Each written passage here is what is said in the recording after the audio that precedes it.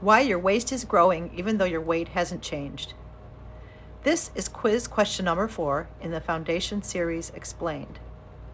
The scale says the same number it said 2 years ago, but your pants don't fit the same way. Your waistline around your belly button is bigger. Your middle section has shifted, even though technically your weight hasn't changed. And you don't understand how this is possible. How can the number be the same on the scale, but your body look and feel so completely different? I'm Dr. Kim, the insulin resistance doctor, and I've been in clinical practice for over 40 years. I'm going to explain exactly how that happens today because it's one of the most important and most misunderstood signs of insulin resistance. And it's not about calories in or calories out. It's about where your body is choosing to store fat and why insulin is making that decision for you. This video covers question 4 of my free 1-minute insulin resistance quiz. My waist size has grown even though my weight hasn't changed much. If that's you, take the full quiz in the description below this video. There are 10 yes or no questions. It takes about 1 minute, and I will personally respond to your score with what it means and what labs I'd look at if you email me. The link is also in the description. Please like, subscribe, and hit the bell button so that you'll be notified when the next video in the Foundation series is posted. It'll be question 9, waking up between 9 and 2 a.m. and not being able to fall back to sleep again. So now go get yourself a notebook and a pen and let's take notes. Question number 4. My waist size has grown even though my weight hasn't changed much. This is something called body recomposition in the wrong direction. The scale stays the same, but fat is mysteriously redistributing itself, specifically in your midsection. Clothes that used to fit don't fit anymore. You notice your midsection is growing when you look in the mirror, even when the number on the scale doesn't change. What's actually happening is a shift in body composition. More fat, less muscle, different bodily distribution. And that shift is being directed by insulin. This symptom is particularly important, not just cosmetically, but clinically, because where fat is stored in the body is not random, and abdominal fat is metabolically distinct from fat stored in other areas. It carries a different risk profile, and insulin resistance is one of the primary drivers. Visceral fat versus subcutaneous fat, and this is what we're going to discuss right now. Here's the distinction I want you to understand, and write this down because it changes how you think about belly fat entirely. There are 2 types of fat in the abdominal region. The first is subcutaneous fat, the fat you can pinch, the fat that sits just under the skin. This is the fat that I pinch when I'm giving a subcutaneous injection in the backside or the belly. This is the fat most people think about when they think about belly fat. The second is visceral fat, and this is the one that matters most metabolically. Visceral fat is stored deep inside the abdominal cavity surrounding your organs. You can't see it or pinch it. You may not even feel it, but it shows up as an expanding waistline, and it's far more metabolically dangerous than subcutaneous fat. Now let that sink in. Here's why visceral fat is different. It's not passive storage. Visceral fat is metabolically active. It secretes inflammatory compounds called cytokines directly into the portal circulation, the blood supply that feeds directly into your liver. This drives systemic inflammation, disrupts liver function, and critically worsens insulin resistance. So visceral fat is both a consequence of insulin resistance and a cause of it. It's a self-perpetuating cycle. Insulin resistance promotes visceral fat storage, and visceral fat worsens insulin resistance. The waist keeps expanding even when the scale doesn't move, because fat is being redistributed from other areas of your body into the visceral fat component. Here's the mechanism behind question 4. It's not about eating more, it's about where insulin is directing fat storage. And in insulin resistance, the answer is almost always insulin is directing fat storage towards your middle. So now why does insulin target the belly? let me explain why insulin specifically drives fat toward the abdominal region, because this is the piece most people have never heard. Visceral fat cells have a higher density of insulin receptors than fat cells in other parts of the body. They are more responsive to insulin's fat-storing signal. When insulin is chronically elevated, as it is in insulin resistance, visceral fat cells are preferentially told to store fat. At the same time, high insulin blocks the release of fat from storage, a process called lipolysis. You cannot efficiently burn fat when insulin is high. The visceral fat deposit, this is actually a correct medical term, fat depot, refers to a location where fat is stored. It's particularly affected by this block. So your body is simultaneously being told to store more fat in the belly and being blocked from releasing it as it's happening with insulin resistance. The result is progressive central adiposity, increasing waist circumference, even when total body weight stays relatively stable. This is a side note. Sit in the mall and watch the people go by, then count how many you see with an expanding waistline. It is seriously eye-opening.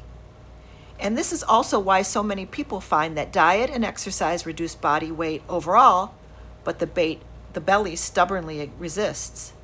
Because until the underlying insulin resistance is addressed, the hormonal signal directing fat to the midsection will not change. In my practice, I always assessed waist circumference as a clinical marker when evaluating insulin resistance. On the functional medicine side, we check function, and waist circumference is actually one of the most useful functional markers we have, arguably more predictive of metabolic risk than even the BMI. The clinical thresholds are straightforward. For women, a waist circumference above 35 inches significantly increases metabolic and cardiovascular risk. For men, the threshold is 40 inches. These numbers matter because they're a proxy for visceral fat accumulation. But I want to be clear here. You don't have to be above those thresholds for this to be clinically relevant. What matters for conversation is the trend. Is your waist growing over time, even when your weight is stable? That trend, even if you're currently under those numbers, is a meaningful signal worth investigating. Because it tells us that fat is redistributing itself, that visceral fat is accumulating, and that insulin is likely driving it. Combined with a fasting insulin and HOMA-IR, waist circumference gives us a very clear picture of metabolic risk that standard blood work completely misses. Now next up is the muscle loss connection. There's one more piece of this I want to address, because it's part of why the scale doesn't always move while the body composition shifts itself. Insulin resistance is associated with the process called sarcopenia. That's the loss of lean muscle mass. Here's why that matters for this symptom specifically. Muscle weighs more than fat by volume. So if you're losing muscle and gaining visceral fat simultaneously, which is very common in insulin resistance, your total weight may barely change. But your body composition has shifted significantly and you have less muscle and more fat and different distribution. The scale is not telling you the truth about what's happening inside your body. It's tracking total mass, not the ratio of muscle to fat, not where the fat is located, not the metabolic activity of the tissue. This is another reason why the functional medicine lens matters. We're not looking at the scale primarily. We're looking at body composition, waist circumference, fasting insulin, and other inflammatory markers like high-sensitive CRP or APOB. We're asking how the system is functioning, not just what the number on the scale says. And this is for all my 65 years and older clients and patients. If your waistline has been changing even while your weight stays unchanged, that is worth investigating. And if you've answered yes to other questions on the quiz too, the fatigue, the cravings, the sleep, the picture is becoming clearer. Take the full quiz in the link below this video. Your total score tells you how many of these symptoms are overlapping, and the more overlap there is, the more strongly it points toward insulin as the common driver. I respond personally to every person who sends me an email about their score. The email link is in the description below, and don't forget to like, subscribe, and share with your friends this important health information. Now, what should you do? First, measure your waist, not just your weight. Get a soft measuring tape and measure around your natural waist at the level of your belly button, not your hips. Record it. Check it monthly. The trend over time is more informative than any single measurement. Second, ask for fasting insulin and fasting glucose at your next doctor visit. These are blood tests. I did myself a few days ago, and I was able to calculate my own HOMA-IR. Let me remind you how to calculate it. Take your fasting glucose times your fasting insulin divided by 405, and this equals your HOMA-IR. On July 8th, just a few days ago, my fasting glucose was 95, my fasting insulin was 6.2, and my HOMA-IR was 1.5, which is a very good result. Now let's go over the numbers. Below 1.0 is excellent insulin sensitivity. Around 1.0 to 1.5 is healthy. About 1.5 to 2.0, watch closely, early resistance may be developing. Above 2.0, insulin resistance becomes more likely. Above 3.0, it often indicates significant insulin resistance. This is the lab combination that confirms whether insulin resistance is driving the visceral fat accumulation, called your HOMA-IR. Fasting insulin and fasting glucose together. Your doctor can order both on the same blood draw. Third, I want you to understand that cardio exercise alone will not fix this problem. Exercise matters enormously, but the type of exercise matters too. Resistance training, building and maintaining muscle is particularly important for improving insulin sensitivity and reversing the body composition shift. Muscle tissue is highly insulin sensitive. More muscle means better glucose uptake and less visceral fat accumulation over time. Fourth, take the quiz. 10 symptoms, takes about 1 minute.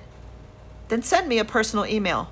The email is in the link description below, and let me know your score. In closing, if your waist has been quietly expanding while the scale stays the same, and you've been confused about how that's even possible, I hope this video gave you an explanation that actually makes sense to you.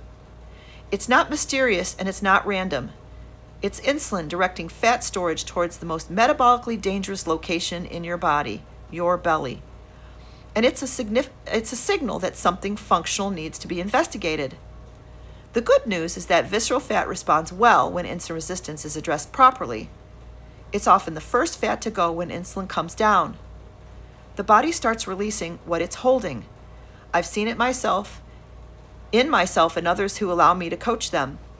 Take the quiz in the description below and email me your score. And if you're ready to talk through your situation specifically, the coaching call link is in the description below this video also. Next in this series is question 9, waking up between 2 and 4 a.m. and not being able to fall back to sleep. If that's part of your picture too, that video connects directly to everything we've talked about today. The link is below.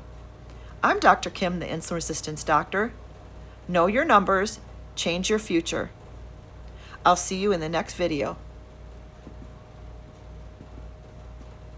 I did it, Lucia.